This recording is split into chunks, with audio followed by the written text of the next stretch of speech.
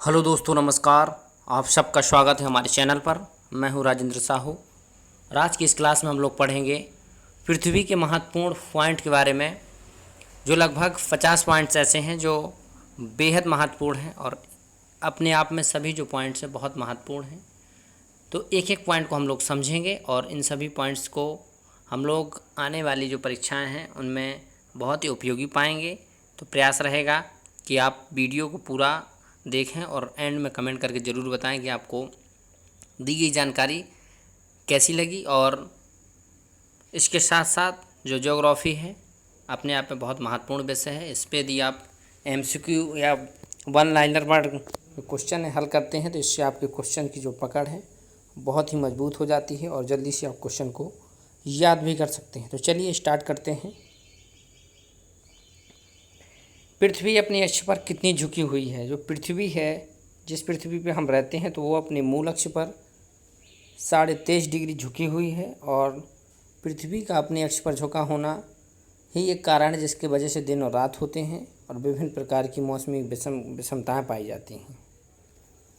अगला प्रश्न है, सौरमंडल का एकमात्र ग्रह जिस पर जीवन है? तो पृथ्वी है सौरमंडल का एक ऐसा ग्रह है जहाँ पर जीवन है, और जो बाकी के हमारे 7 ग्रह हैं उन पर जीवन की संभावना 1-2 में पाई गई है, लेकिन अभी वहाँ पर कोई भी प्राणी नहीं रहता है। सिर्फ सौरमंडल में ही पृथ्वी एक ऐसा ग्रह है जहाँ पर जीवन है और जहाँ पर मानव जाति के लोग मानव रहते हैं, जीव जंतु रहते हैं।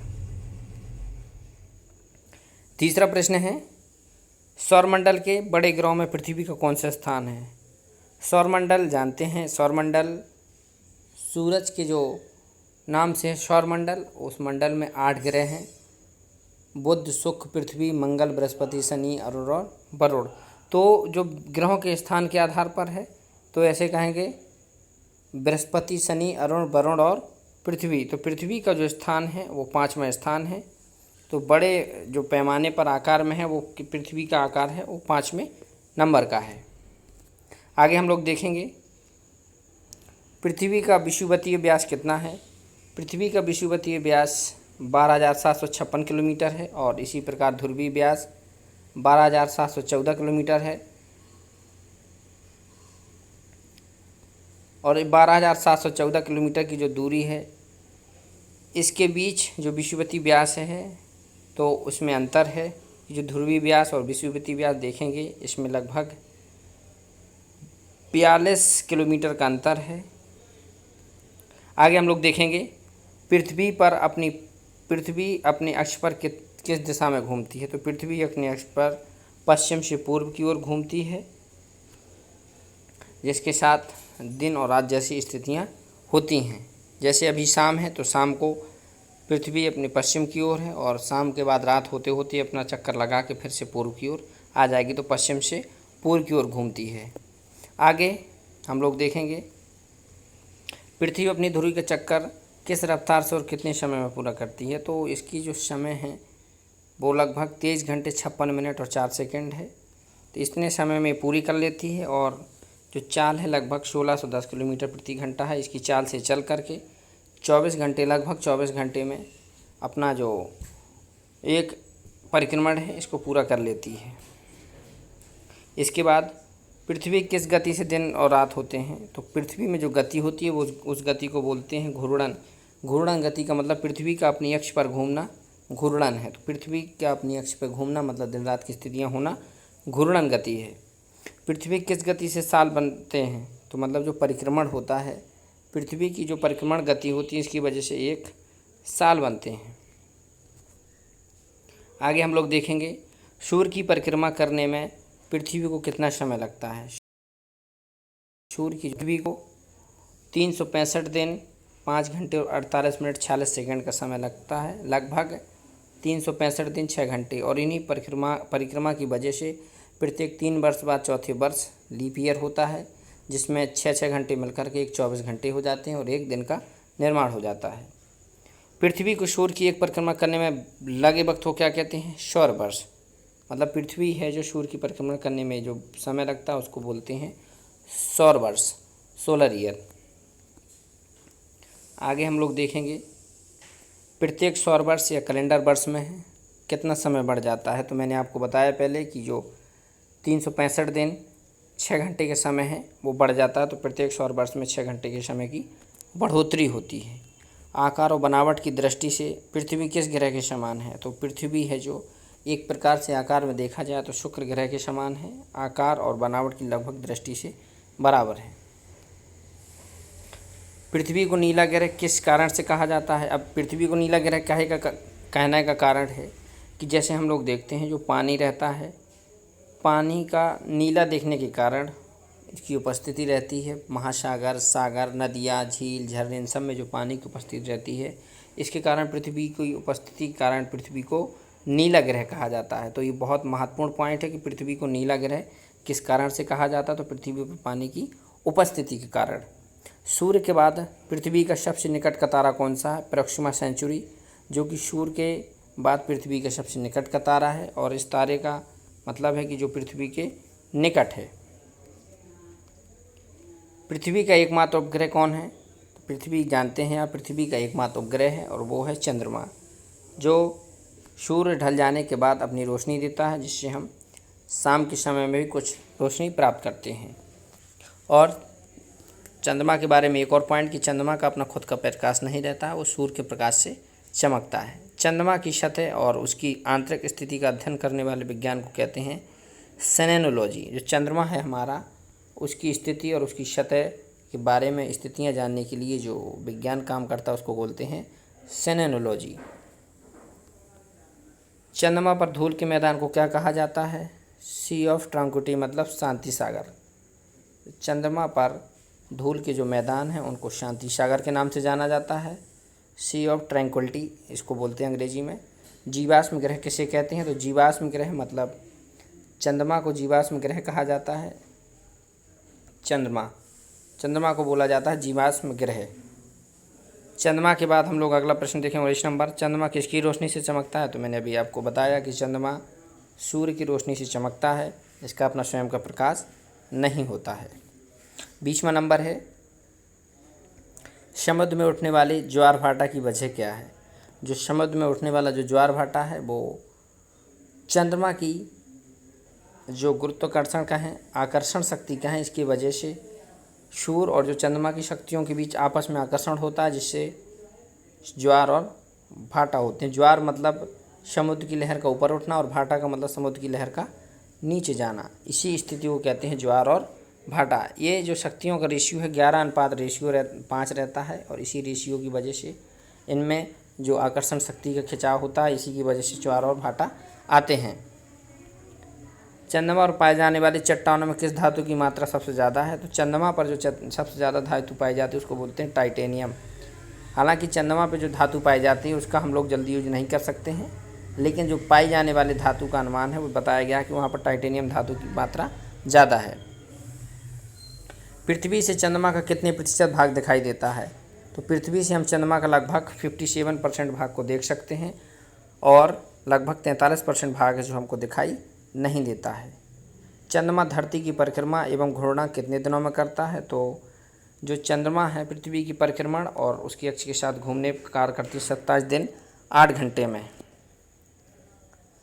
इसके बाद 28वां प्रश्न, जो चंद्रमा का सबसे ऊंचा पर्वत है वो पर्वत है लेबनिट्स, जो कि एक ऐसी स्थिति में है कि जो देखा जाए तो काफ़ी बड़ा पर्वत है। चंद्रमा पर सबसे पहले पहुंचने वाले अंतरिक्ष यात्री कौन थे? ये तो बहुत महत्वपूर्ण प्रश्न है, और इस प्रश्न के आने की हमेशा संभावना ज़्यादा रहती है, और एग्जाम में सबसे ज़्यादा बार ये क्वेश्चन पूछा भी गया है कि चंद्रमा पर पहुंचने वाले पहले अंतरिक्ष यात्री कौन थे। अंतरिक्ष यात्री व्यक्ति कोई भी जैसे कुत्ता पहुंचा था तो उसमें कई चीज़ें क्वेश्चन जुड़े रहते हैं, तो इसमें क्वेश्चन पूछा गया डायरेक्टली पहुंचने वाले अंतरिक्ष यात्री कौन थे। तो हमारा राइट आंसर होगा नील आर्मस्ट्रॉन्ग और सर एडविन एल्ड्रिन। ये 2 व्यक्ति थे, अंतरिक्ष यात्री के रूप में गए थे और उन्होंने सबसे पहले चंद्रमा की सतह पर पैर रखा। चंद्रमा पर कब अंतरिक्ष यात्रियों के पहुंचने में सफलता पाई? तो 21 जुलाई 1969 को ये लोग चंद्रमा पर पहुंचने में सफल होते हैं, और इसी दिवस को प्रत्येक वर्ष अंतरिक्ष में चंद्रमा पहुंचने के अंतरिक्ष दिवस के रूप में मनाया जाता है। चंद्रमा पर पहली बार पहुंचने वाले अंतरिक्ष यात्री किस यान से गए थे? तो ये अपोलो 11 था। इस अपोलो 11 यान से जाने के बाद जो अमेरिका का था वो अंतरिक्ष की सतह पर पहुंचते हैं और वहां पर इतिहास रचते हैं। प्रकाश चक्र क्या है? वैसी काल्पनिक रेखा जो पृथ्वी के प्रकाशित और अप्रकाशित हिस्सों को बांटती है। मतलब एक चक्र है ये लाइट सर्कल है, ये काल्पनिक और प्रकाशित और अप्रकाशित दोनों प्रकार के हिस्सों को बांटती है। पृथ्वी के परिभ्रमण की दिशा क्या है?